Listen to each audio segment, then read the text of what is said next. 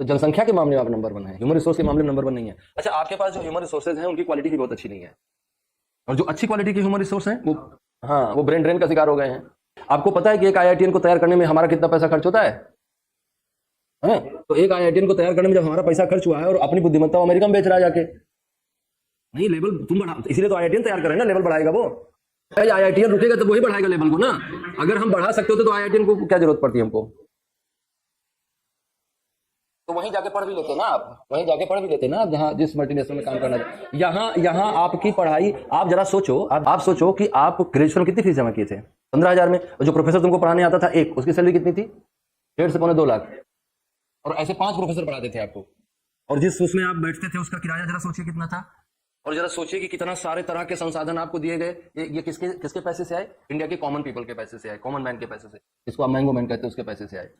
और आप पढ़ लिख के तैयार हो गए, अब आप निकल लें अपना अमेरिका, जापान, वहां जर्मनी, और उनकी सेवा करें और गुलामी करें उनकी, और इस देश को इसी हालात में छोड़ दें। तो ये तो आप कतई किसी भी तरह से जस्टिफाइड नहीं है। आपको इतना ज्यादा शौक है जर्मनी जाने का, अमेरिका जाने का, जापान जाने का, अभी निकल लो, वहीं जाके पढ़ाई करो, उन्हीं के संसाधन यूज करो, और फिर उनकी नौकरी करो। अगर आप इस देश, और कौन सा तुम तोप मारने के चक्कर में पड़े हो, क्या कमाने के चक्कर में पड़े हो जो इस देश में नहीं मिल रहा है?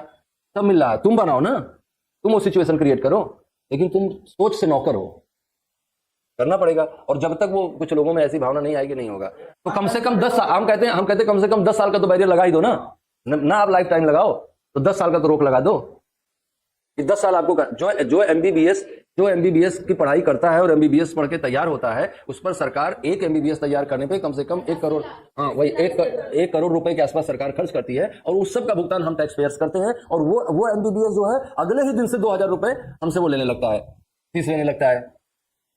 उसको कम से कम 5 साल के लिए बैन कर दो कि 5 साल तुम्हें सरकारी अस्पताल में काम करना पड़ेगा। हाँ, 5 साल आप सरकारी अस्पताल में काम करोगे, उसके करना ही चाहिए ना। तो ये तुम्हारा पॉइंट बहुत सॉलिड है।